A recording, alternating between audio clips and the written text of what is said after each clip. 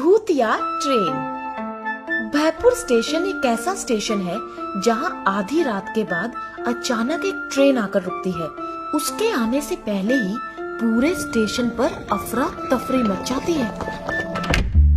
अरे बंद करो, भूतिया ट्रेन का आने का समय हो गया, वरना कोई नहीं बचेगा। बंद करो। ऐसा कई सालों से चलता आ रहा था। ट्रेन कहां से इस प्लेटफॉर्म पर आती, यहां से कहां जाती, किसी को नहीं पता था। यहाँ तक कि उसमें से उतरने वाले रहस्यमय यात्री भी उतरकर प्लेटफॉर्म से बाहर निकलते ही कहां चले जाते थे, आज तक किसी को पता नहीं चला।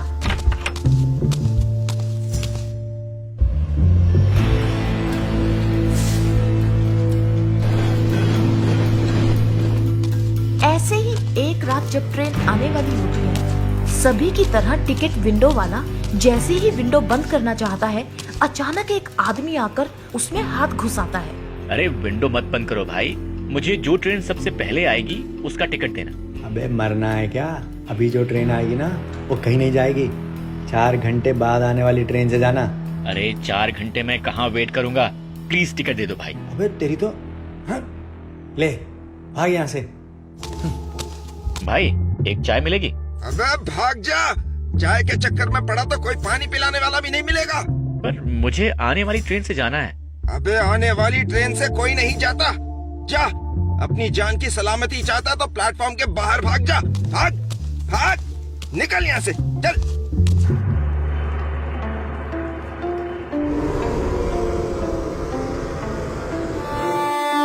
अरे ट्रेन तो हॉर्न दे रही है, तो क्या टिकट वाला झूठ बोल रहा था कि ट्रेन कहीं नहीं जाती? इन यात्रियों से पूछता हूँ। सारे यात्री कहाँ हैं? अरे ट्रेन तो जा रही है, मुझे तो अगले स्टेशन तक ही जाना है, और ये ट्रेन यहाँ से अगले स्टेशन तक तो जाएगी ही। अबे कहाँ जा रहा है, मरेगा क्या? अरे भाई साहब, मुझे अगले स्टेशन तक ही जाना है। इतने सारे सर, मतलब कई यात्री बैठे हैं, यानी ये ट्रेन अगले स्टेशन तक तो जाएगी। तो हमें मारने आया है, तो हमें जिंदा जलाने आया है। लेकिन तू हमारा कुछ नहीं बिगाड़ सकता। हमारे भगवान हमारे साथ हैं। हम नहीं, तू मरेगा, तू।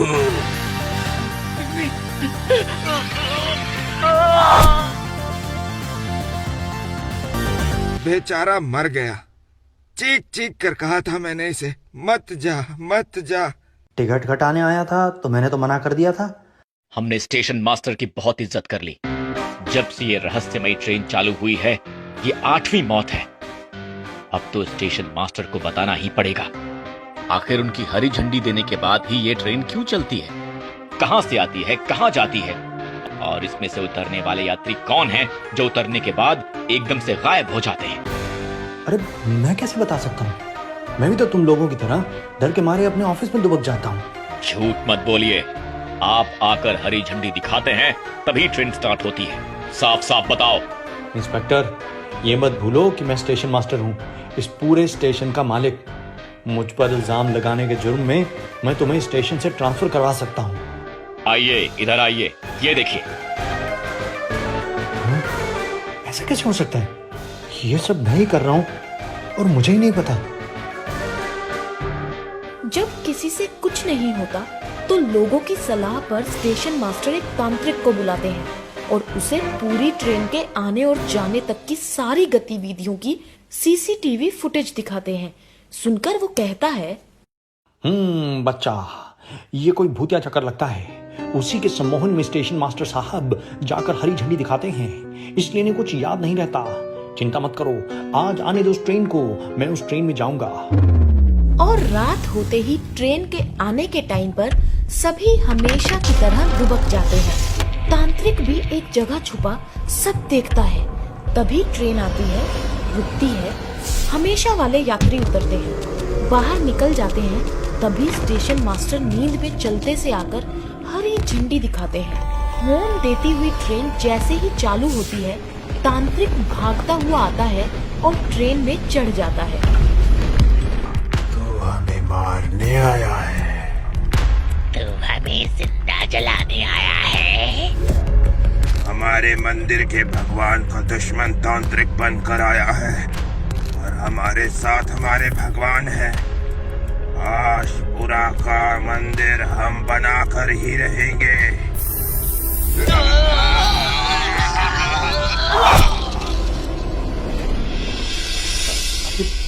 आप ठीक तो हैं?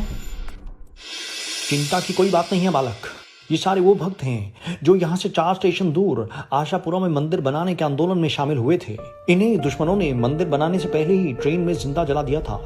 अब जो भी ट्रेन में चढ़ता है ये उसे अपना दुश्मन समझते हैं, सोचते हैं वो इन्हें जिंदा जलाने आया होगा और ये उसे मार डालते हैं। इसका कोई तो उपाय होगा बाबा, या ये लोग यूं ही मरते रहेंगे। उसका उपाय सोच लिया है मैंने। उस मंदिर का बड़ा सा ढांचा बनवाकर प्लेटफॉर्म पर रख दो और ट्रेन के आते ही आप सबको वो करना है जो मैं बताऊंगा। और वैसे ही किया जाता है। आशपुरा के विवादित मंदिर का बड़ा ही खूबसूरत ढांचा बनाया जाता है, उसे प्लेटफॉर्म पर रखा जाता है और सभी हिम्मत करके ट्रेन आने का इंतजार करने लगते हैं। कुछ ही देर में ट्रेन आती दिखाई देती है। ट्रेन को आते देखते ही छुपे हुए सभी घबराकर कांपने लगते हैं। मुझे तो बहुत डर लग रहा है। हाँ, अरे तांत्रिक ने कहा था हमारे चेहरे पर खुशी होनी चाहिए। हाँ। आखिर इतने वर्ष बाद आशापुरा का मंदिर बनने का हमारा सपना पूरा हुआ। लो प्रसाद खाओ, प्रसाद खाओ। लो भाई प्रसाद खाओ। आखिर हमारा मंदिर बन गया, हम लोग जीत गए। हमारा सपना पूरा हुआ। अपने कोई नहीं मार सकता। हमारा मंदिर बन गया। अब हम मरने के लिए ट्रेन में नहीं रहेंगे। अब हमें मंदिर के लिए आंदोलन करने की जरूरत नहीं। चलो चलो।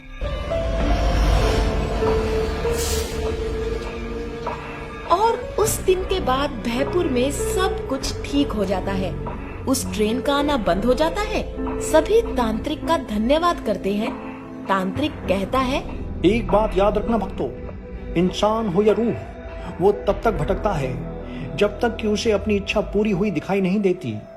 एक बार उसे उसकी इच्छा पूरी हुई दिखा दो तो हमेशा के लिए भटकना बंद कर देता है। कुएं का जुड़वा भूत। शाहपुर गांव की बगिया में बना एक कुआं अचानक एक दिन ओवरफ्लो हो जाता है। उसमें से पानी निकल निकल कर बाहर गिरता है और उसी के साथ एक बहुत ही ऊंचा हट्टा कट्टा आदमी भी कुएं से बाहर निकल कर गिरता है। जैसे कुएं के अंदर से किसी ने उसे जोर से बाहर की ओर उछाल कर फेंका और पूरी तरह भीगा हुआ वहां खड़ा हो जाता है। उसकी पूरी बॉडी से पानी बरसात की तरह टपक रहा है। तभी 2 गांव वाले वहां से गुजरते हैं। कुएं को ओवरफ्लो हुआ देख खुश हो जाते हैं। रामू देख, वो कुआं तो लबालब भर गया है। हाँ, और इस पर किसी का अधिकार भी नहीं है। बहुत दिनों से अपना खेत नहीं सिंचा है। चलो आज यहीं से अपने खेत तक नाली बना लेते हैं। मगर यार, वो कुएं के पास पूरी तरह भीगा हुआ कौन खड़ा है? अपने गांव का तो नहीं लगता। खैर हमें क्या, हमें तो नाली बनाने से मतलब। कुआं तो हमारे गांव का ही है। जयराम जी की भाई साहब। मैंने कहा जयराम जी की भाई साहब। पहले तो आपको यहाँ कभी नहीं देखा। पहले कभी इस कुएं को ऐसे लबालब भरे देखा है? नहीं तो मुझे कैसे देखोगे? मैं इस कुएं का चौकीदार हूँ। आप भीगे हुए क्यों हो? मैं कुएं में काम कर रहा था। काम खत्म होते ही पानी निकला और मैं भीग गया। अरे मुझे यहाँ से अपने खेत तक नाली बनानी है, खेत सींचने के लिए। तो बनाओ।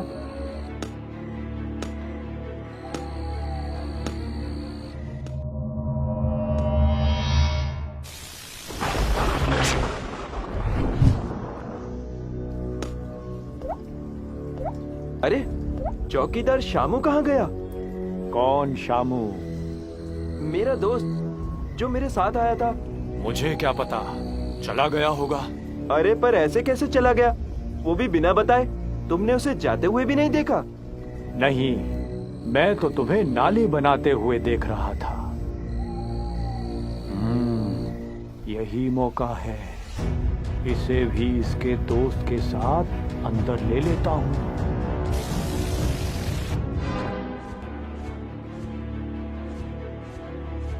पूरे गांव में शामू को ढूंढा जाता है। आसपास में भी पता किया जाता है, मगर उसका कोई पता नहीं चलता।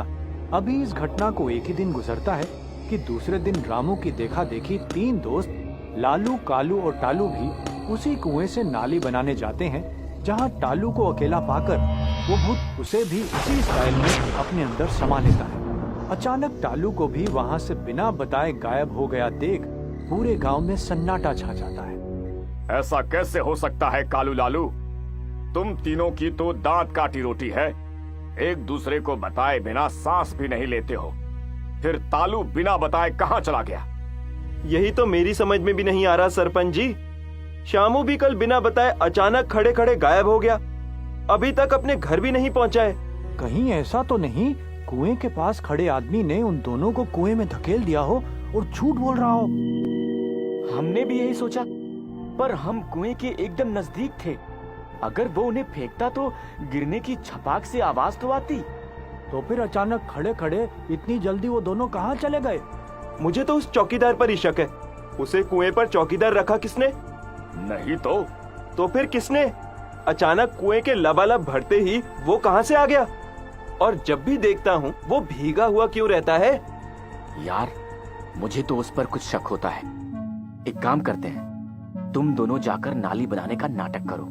हम छुपकर उस पर नजर रखते हैं। अगर उसने तुम्हें कुएं में फेंकने की कोशिश की तो फिर हम उसे छोड़ेंगे नहीं। ओह, तो कमबख्त इसी कुएं में कूद कर नहाता है, इसलिए भीगा रहता है। तुम दोनों जाओ। अगर कुछ भी ऐसा वैसा किया तो आज कस के नहलाएंगे उसे। चौकीदार साहब, खेत सींचना है, आज फिर नाली बनानी है। बनाओ।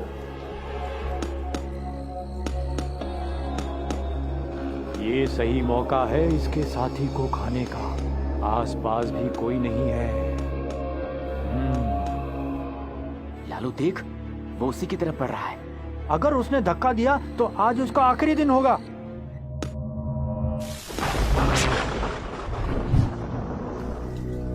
हे भगवान, ये क्या देखा आपने? क्या? हाँ सरपंच जी, हमारी तो कुछ समझ में नहीं आया। हमने सोचा कहीं रामू के साथ भी वो वैसा ही ना कर बैठे, इसलिए हम इसे लेकर जल्दी जल्दी गांव आ गए। जी तो चाहता है उसे काट डालूं, मगर काटा भी तो नहीं जा सकता। कमबख्त फिर जुड़ जाएगा, उसके बाद वो हमें छोड़ेगा नहीं। तो फिर क्या करें? ऐसे तो वो एक एक करके पूरे गांव को निगल जाएगा। अभी चुपचाप निगल रहा है। अगर उसके खिलाफ एक्शन नहीं लिया गया तो वो खुल्लम खुल्ला निगलने लगेगा, तब क्या करेंगे? कुछ ना कुछ तो करना पड़ेगा। कालू, लालू, सरपंच जी, जैसे हम आज गए थे वैसे ही कल भी जाएंगे। बस तुम दोनों नाली बनाना और मैं और कालू 2 रस्सी लेकर जाल बिछाएंगे, जहां रस्सी के 2 फंदे होंगे। लालू, तुम्हें उसके बीच में खड़े रहना है, ताकि जब उसके शरीर के दोनों हिस्से तुम्हारी तरफ आए तो उसके पांव उस रस्सी के दोनों फंदों में हो।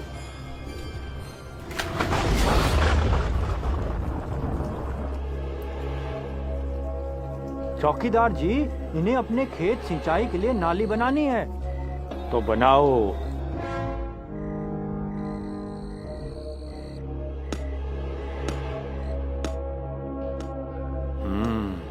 ये नाली बनाने में खोया है। यही मौका है इसके साथी को निकलने का। वो लालू की तरफ बढ़ रहा है, सावधान।